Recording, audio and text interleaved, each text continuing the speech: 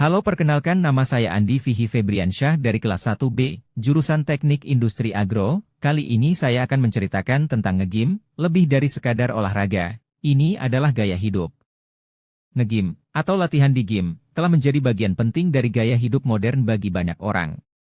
Di tengah padatnya aktivitas sehari-hari, banyak yang memilih gym sebagai tempat untuk menjaga kebugaran tubuh, meraih tujuan fisik, atau sekadar mencari pelarian dari rutinitas yang monoton. Namun, nge-gym bukan hanya tentang angkat beban atau berlari di treadmill. Ini adalah perjalanan menuju kesehatan, peningkatan diri, dan pengelolaan stres yang berdampak positif pada banyak aspek kehidupan. Manfaat kesehatan dari nge-gym. Salah satu alasan utama orang pergi ke gym adalah untuk meningkatkan kondisi fisik. Aktivitas fisik yang rutin di gym seperti latihan kekuatan, kardio, atau kelas olahraga dapat memberikan beragam manfaat kesehatan. Salah satunya adalah peningkatan kesehatan jantung.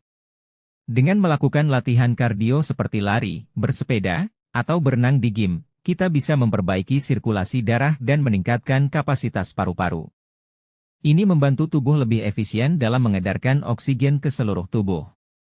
Selain itu, latihan kekuatan atau angkat beban yang dilakukan di gym bisa meningkatkan massa otot dan kekuatan tubuh secara keseluruhan. Ini berperan penting dalam mencegah osteoporosis, mengurangi risiko cedera, dan menjaga postur tubuh agar tetap baik. Latihan beban juga membantu mempercepat metabolisme tubuh, yang berfungsi untuk membakar kalori lebih efektif, bahkan saat kita sedang tidak berolahraga. Dampak psikologis yang positif. Selain manfaat fisik, nge-gym juga memberikan dampak positif bagi kesehatan mental. Aktivitas fisik yang dilakukan di gym dapat membantu melepaskan endorfin, yaitu hormon yang bertanggung jawab untuk memberikan perasaan bahagia dan mengurangi stres. Bagi banyak orang, gym menjadi tempat untuk melarikan diri dari masalah sehari-hari dan sebagai ruang untuk fokus pada diri sendiri. Ini adalah cara yang baik untuk mengelola kecemasan, depresi, dan perasaan tertekan.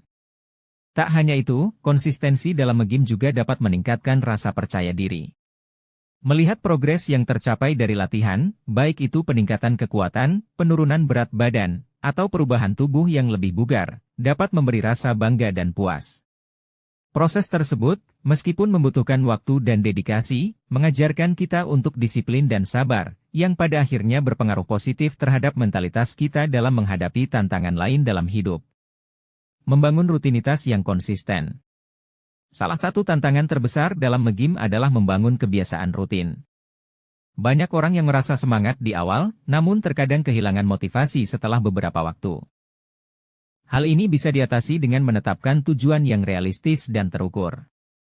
Misalnya, alih-alih hanya berfokus pada penurunan berat badan, coba tetapkan tujuan jangka pendek seperti meningkatkan jumlah repetisi dalam latihan atau menambah beban yang diangkat. Dengan begitu, kita bisa merasakan progres yang lebih konkret. Memiliki teman atau komunitas juga bisa meningkatkan motivasi untuk terus nge-gym. Banyak gym yang menawarkan kelas kelompok, seperti spinning, yoga, atau HIIT, High Intensity Interval Training, yang memungkinkan kita untuk berlatih bersama orang lain. Ini tidak hanya membuat latihan lebih menyenangkan, tetapi juga bisa menciptakan rasa kebersamaan dan dukungan sosial. Tantangan dalam nge-gym dan cara mengatasinya. Meskipun banyak manfaat yang bisa diperoleh, ada beberapa tantangan yang sering ditemui oleh para pemula. Salah satunya adalah rasa malu atau takut ketika berada di gym, terutama bagi mereka yang belum terbiasa berolahraga. Namun, penting untuk diingat bahwa gym adalah tempat untuk semua orang, terlepas dari tingkat kebugaran. Setiap orang memulai dari titik yang berbeda, dan progres akan datang seiring waktu jika kita konsisten.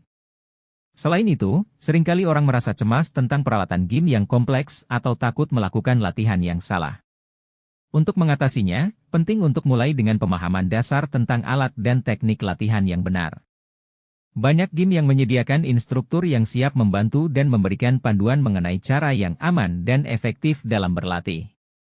Nge-gym sebagai gaya hidup seimbang. Lebih dari sekadar berolahraga, nge-gym bisa menjadi bagian dari gaya hidup yang seimbang.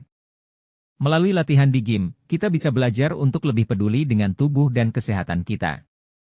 Selain itu, pola makan yang sehat dan tidur yang cukup juga berperan besar dalam mendukung hasil latihan yang optimal.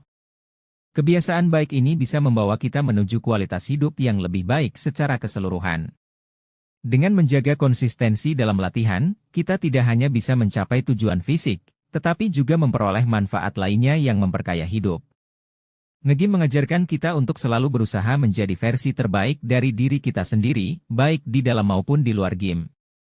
Sekian dari saya, lebih dan kurangnya mohon dimaafkan. Wabillahi taufiq wal hidayah. Wassalamualaikum warahmatullahi wabarakatuh.